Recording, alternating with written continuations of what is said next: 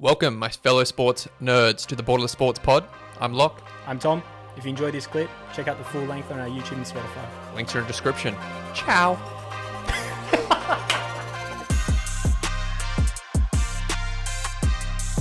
Let's do it. Let's get on to the other one. The early game for us. Yeah, Eagles v Commanders. I mean, wow. No one really would have predicted this game to start the year, but here we are. Yeah, it ended up being a blowout towards the end, and probably makes sense after you saw the first play from an Eagles side, the Barkley run. Yeah. Score on the first play of the drive, and I mean, this Eagles side is just stacked. Players everywhere. Absolutely insane. You had Barkley, he was doing whatever he wanted on the ground, and they kind of stopped going to him for a little bit, and it was more focused on the passing, and that was still fine.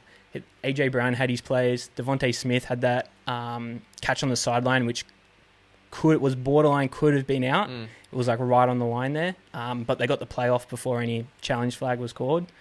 And Goddard, the tight end, he had an absolute game. I had his over. He got that within like middle of the second quarter, I think. Yeah, everyone was worried about Hurts and his injury. He put that to bed. Yeah, but still, he wasn't scrambling really early. So you thought, okay, he's just sitting there making his passes, making his reads. And then I think it was after halftime, that's when Hurts just he broke off for a run. I think he got called back because of a flag, but then he got another 15-yard scramble a couple plays after. They gave him those good drugs at halftime and just numbed that shit out of their leg. Can you imagine? Jeez, imagine being on those. Oh, yeah. I mean, yeah. I thought the game started off real well for the Commanders. That 16-yard play drive to start the game. Yeah, it went for 7 or 8 minutes or something. I mean, that's exact. As we said, that's how the Commanders are going to win. Go for it on fourth down. Win the time of possession. Win the time of possession. Frustrate the Eagles. I mean, if you're the Eagles, you're sitting there, you're at home, got all this energy and adrenaline, and you're sitting on the sidelines for 8 minutes watching this Commanders team just slowly but surely work their way up, convert a fourth down, convert another fourth down. That's what they were doing. 3 from third down, I think, on that in the first half. They were just clinical on those late downs, which is exactly what we spoke about. And that's how they beat the Bucs and how they beat the Lions. It's exactly. Control the ball, but the difference was the Eagles' defense was able to stop the touchdowns in the red zone, made them get a field goal, get 3 points on that first instead of the touchdown.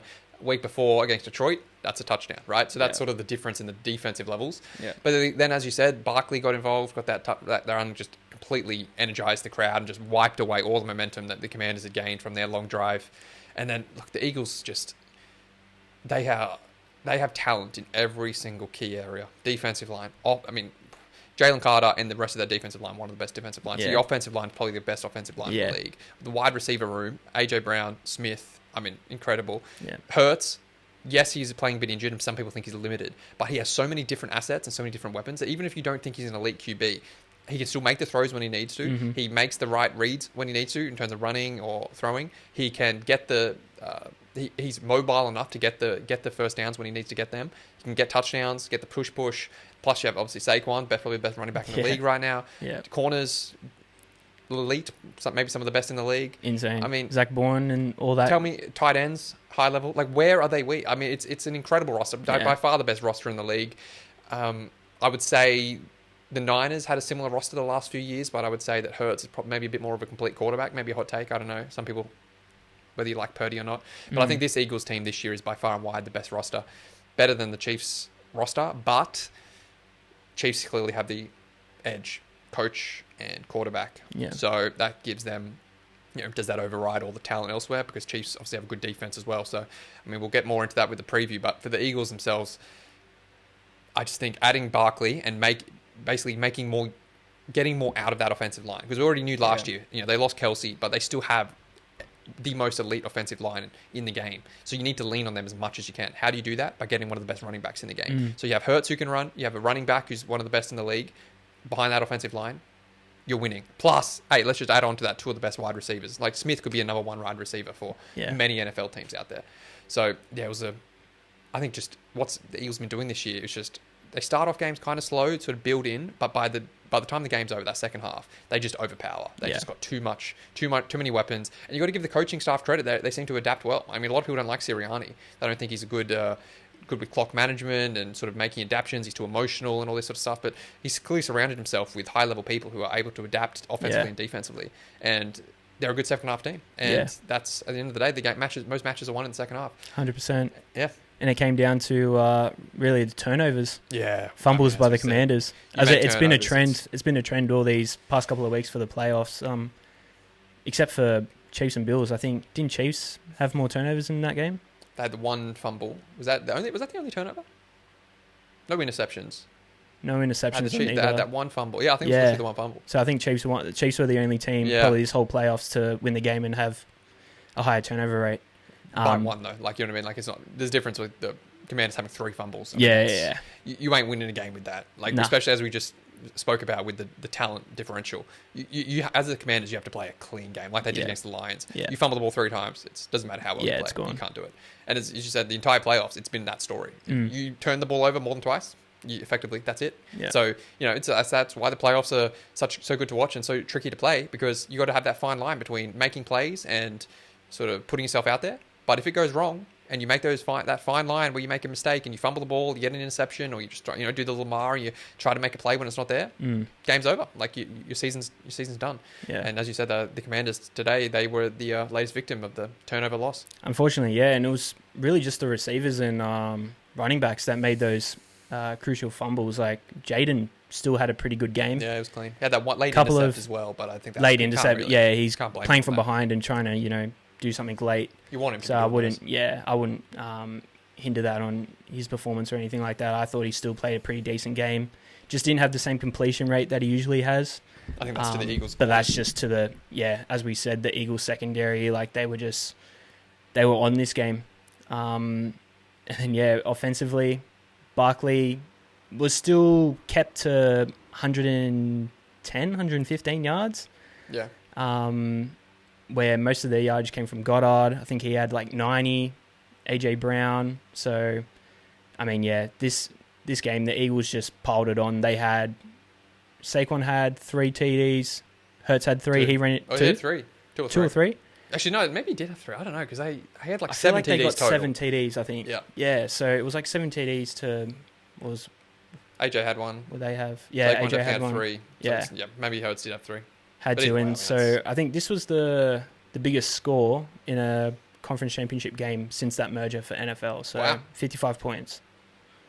Impressive. I mean, as we said, we said this in our preview, that the Commanders' defense was ranked like 17th, and that was the outlier in the 4 teams remaining. The Eagles, Chiefs, and Bills all have high-level defenses. I mean, the Bills is a little bit weaker, I'd say, than the Chiefs and the Eagles, but still well coached and well done. I just don't think they had the personnel of the Chiefs and the Eagles, but it still was far better than the Commanders. The Commanders' Achilles heel was always going to be their defense, and I mean, to beat the Lions, they had to score nearly 50 points against the Bucks. It was still a high-scoring game. Yeah. The challenge was could you match it with the Eagles and their defense? And the answer was just no. They just too much pressure. What we were saying, like, we thought we read this so well because whatever the weaknesses were the Commanders were the strengths for the Eagles, and the weaknesses of the Commanders, and the weaknesses for the Eagles. It was a bad matchup for the Commanders. Yeah, and so they end up winning by what was it? Yeah, 20-something. I mean, this game booking their spot. This game essentially went exactly how the data and the analytics said it should go. Yeah, is that one team is better defense, better run. Is the best running team in the league against one of the worst rushing defenses in the league. Yeah. That's exactly how it unfolded. One team just couldn't stop the run, and one's defense just couldn't get any stops when they needed to. So, Eagles, 2 Super Bowls in 3 years. Last year was like, they call it the supernatural funk. They started off, 11-1 or 10-1 or something like that, and somehow collapse and lose in the first round. I would love to be fly on the wall for that last year. What happened? Yeah. Because if they don't have that collapse, they're challenging for 3 Super Bowls in a row, really. Like, it's an astounding... Massive turnaround. It's astounding how that 3 years have happened. Maybe that Super Bowl, like, sort of loss is a real thing. I mean, you saw it this year with the Niners. Yeah. Like, losing a Super Bowl in the NFL, I think, is probably... leads to the biggest downfall in any other sport. Like, you lose an NBA championship, it's not as bad as losing in a Super Bowl, because the amount of weeks, the amount of time...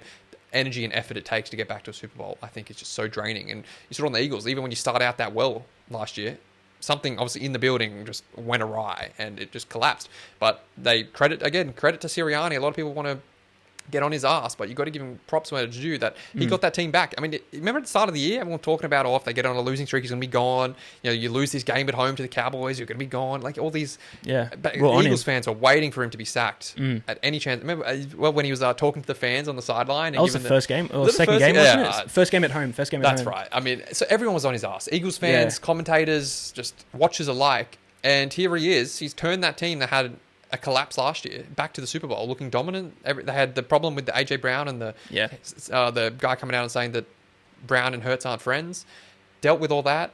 They've had other issues throughout the year with Hurts and Sirianni apparently weren't friends and weren't talking. So I had to deal with a lot, and I think that comes with being in Philly and dealing with the media. Yeah. But they've risen to the occasion. They've obviously come together, and here they are in their second Super Bowl in 3 years. And I don't know the odds. Should probably look right now. But with the way they played, I have a feeling this game will be real tight. I feel like they could be favourite, right? Let's have a look.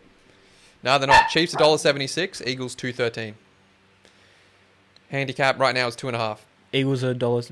What? Sorry. Eagles are $2.13. Chiefs are $1.76. Wow. So Chiefs are 2.5 point favourites right now. I think that'll switch. Wow. I think by kickoff, I reckon that'll be down to 1.5 or half a point. I would even say could be close to a pick 'em, right? Yeah, I reckon it should be. I mean, the Eagles showed today. I mean, again, different quality competition. I think we can say the Bills are better than the Commanders. But as we said, the Eagles have so many weapons. They're going to be such a tough out. Chiefs, though, are back their coaching more. I think they'll give Spags 2 weeks to come up with a plan to stop Barkley. You give Reed 2 weeks to come up with a plan to beat that defense. That's sort of like early thoughts. That's where I'm leaning. Yeah. But my point is that the Eagles have an excellent shot of winning 2 Super Bowls in 3 years. Now, everyone's giving the Chiefs credit. They've won 2 Super Bowls. If they lose this, they've won 2 Super Bowls in the last 3 years. Right? So this right now, the Eagles, if they brings win... them up to that tier. Yeah. I mean, obviously the Chiefs won, what 2 years before that, right? So they're 3 and... they've won 3 and 4. And they haven't bowed out in a divisional game. They're first round. Obviously, different levels still. But my point is, if you just take those last 3 years, I mean, that's as an Eagles fan, I mean, that's incredible. 100%. No, credit to Sirianni, but this year as well, they got Saquon, and Saquon's just. Let's say a prayer for the Giants front office. Oh man, how they have a job? Seriously, what is going on? Unbelievable. He's put up one of the best running back performance seasons that we've seen in a long time, probably since AP. We've already spoke about this, but he's not going to get the MVP award this year, but very highly likely he gets the Offensive Player of the Year. Yeah. Look, for me, running backs, I think it's a bit, I don't want to say easier, but I think it can be simpler to have a great regular season as a running back. You have 17 games nowadays. There's some of the games that you versus defenses just can't stop the run. You break away, get a 200-yard game or something like that. But to do what he's done, for Saquon to do what he's done in the playoffs, in these 3 games, have 100-plus yards every game, be dominant, have the teams coming in knowing that that's going to be the game plan, and yet it just doesn't matter. He's getting multiple TBs. He's having long runs. Yeah. Like that first run, that was him. That was him breaking tackles. Was it 60-plus yards again? Yeah, and he broke those 2 tackles on the sideline. Right, he just bounces off defenders. To do what he's doing in the playoffs, as I said, I personally can't remember anyone doing this. Obviously, I remember the AP year, but we were very young then. And we weren't really into the NFL then. We weren't watching the X's and O's. For me, this is the first time I've seen a running back do what he's done in the playoffs. For me, my last 5-6 years of really watching the NFL, it's always been the QBs in the playoffs, making the big throws, making the runs. They've been the difference makers. For Saquon to be the leading force, the bus driver of their offense as a running back is something that I haven't seen. And total credit to him, but also, of course, to the offensive line. Because the Eagles, you don't want to take anything away from Saquon, but at the end of the day, that's how he gets the holes. Essentially, Saquon was still playing last year. Just the difference between playing for the Giants and playing for the Eagles is night and day, because you've got so many other things you've got to worry about on the Eagles, the passing game, plus you've got that offensive line blocking for you. They're obviously well drilled. They know what they're doing. They're experienced. Yeah. It's been incredible to watch, and I mean, I'm sure his over-under for the Super Bowl will probably be 100-plus as well. I think it will be towards the 120 mark like we saw today. Yeah, I'll tell you what, a Spags to stop the run. I reckon Hurst is going to have to win it for him. I mean, look, don't want to spend too much time previewing the Super Bowl. We've got 2 weeks to do that. Yeah, that'll be next week. May as well just enjoy the conference final games, but I mean, that's a bit of a mouth-watering matchup, I got to say. I think it's better. Obviously, the Commanders would have been a fairy tale story, but can you imagine what the odds would have been if Commanders would have won? I mean, Chiefs probably would have been 6.5, 7.5 points.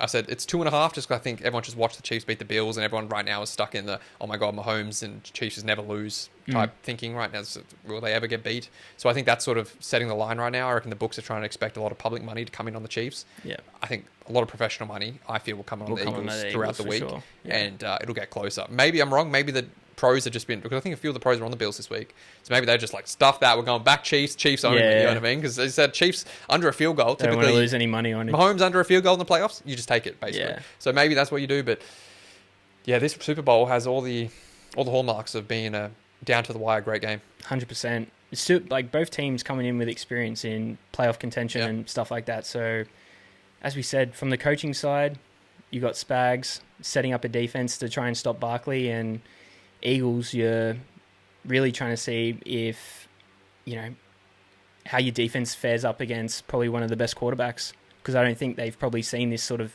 talent, really, because all the top 4 quarterbacks are in the AFC. Yeah. What do you think? What quarterbacks have the Eagles faced? Who they play in the first round of the playoffs? So the first round they had... What'd they come? The second seed? They came second. They would have versed the bottom seed. Jeez. Man. Here we go. How am I losing Test that memory. It's only been, Let's go backwards. Let's go backwards. So Rams. Yep. Beat the Rams. So Stafford. Well, Commanders, obviously, today. Stafford's considered one of the best QBs in the NFC. He's up there. Who was the bottom seed? Who were the wild cards? Before. So you obviously had the 2 wild cards from... was it Green Bay? Did they verse Green Bay? Yeah, they verse Green Bay. Green Bay. Yep.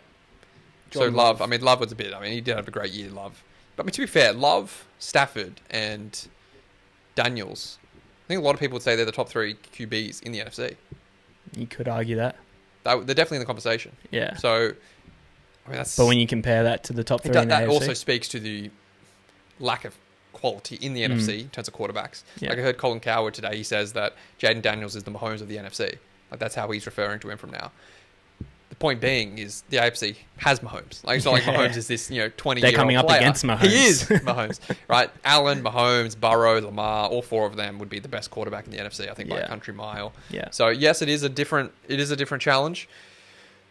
But look, the Eagles defense, I don't think there's a team I'd take to be able to challenge the Chiefs more than I would the Eagles defense right now. 100%. I think they're really going to take this conference championship game definitely into the film study. They're going to see how they contained Kelsey and how to stop that run. Yeah, roll out. Yeah. But Pacheco's been a little bit quiet this postseason, but Hunt's been able to get going a little bit. So if they can continue to sort of quieten down that rush and sort of force Mahomes to go in the air, who knows? They might be the ones that be able to sort of break this non-interception streak. I'll tell you what, right now the total match for the points for the Super Bowl is 49.5. I like the under in that at the moment. As we're talking about the defenses, so. I really like the under in that at the moment. It's obviously early days, but again, I think I can see that one coming down a bit. Did the over hit in Chiefs Bills today? What was it? 47? Yeah, 47.5? Yeah. What was the final score? That would have been over. 32-29, right? 32-29. It was a 3-point game, wasn't it? 29-26. Was it 29-26? I mean, you really show 32-29. So you're definitely over. Yeah. Yeah. Yeah, I'd love to know the stats of previously in the Super Bowls, like how often the over-unders have hit. But at the moment I'd be leaning under. It would be under, right? Really, it would be under. I'd feel like the trend would be. You'd assume. Just going off my head. Yeah. But you also got to give credit to the fact that the Rams, last week the Rams had possession down 6 with the chance to win that game with the last, 2 and a bit minutes. Yeah. So that's what I said. The Rams, they're going to be a problem next year. They hung around, and we saw this week how good Philly really is. And the Rams defense was able to contain Philly pretty well.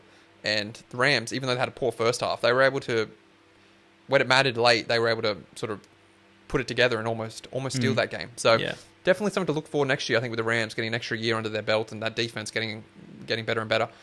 And so anything else you want to add on that game? Or Nah, I think I'm just so excited. 2 weeks away. 2 weeks away to the big dance. Absolute. Should be a great game. It's going to be 2 big fan bases, like Eagles, Philly, a huge fan base. Chiefs, obviously, national fan base. One team going for the 3-peat. It's just going to be, the media, everything about it's just going to be massive. And the thing is, they're both competitive, so it's going to be, the actual game itself is going to be hyped up too, not just the things around it. Yeah, 100%. Yeah. Kelsey v. Kelsey. Poor Jason Kelsey. He's going to be, why did I retire? Just one more year. Yeah. One more year. Oh, yeah. Surely he just comes out of retirement for this one. I heard a report the center's injured. Was it maybe not going to play this week? And everyone was saying, get Kelsey back in there. Well, the other center, Yeah, they're both a bit banged up, right? I was going to Yeah. say, I think both teams sort of escaped injury, but no, the center spot Yeah. for Eagles might be... The problem is when you're an offensive lineman, it's not like a wide receiver. Like he would have dropped so much weight from when he stopped playing because the amount of eating and training and all that, the amount of muscle mass and just weight in general, he would have lost. Yeah. He'd get swallowed up. Probably. I mean, he'd still be good, but compared to him at his prime, like Yeah. as soon as you stop, you just start, eating a bit worse. You start going on TV and all this sort of stuff and trying to fit into suits. You're no longer trying to be the big dog in the yard. It's just not like, you see wide receivers come back from like a couple years and play. I think they keep their speed, they keep the majority of their skills. But I think for those offensive linemen who are mostly size, you just not something you keep when you're not playing. Yeah. But that'd be a great fairy tale, wouldn't it? See That'd be Kelsey come crazy. back, Kelsey be Kelsey to win. That'd be insane. Like and subscription to the channel, we would very much appreciate it. Click the link on screen to check out the full app and our other segments on the channel. Appreciate you guys. Thanks for watching. Namaste.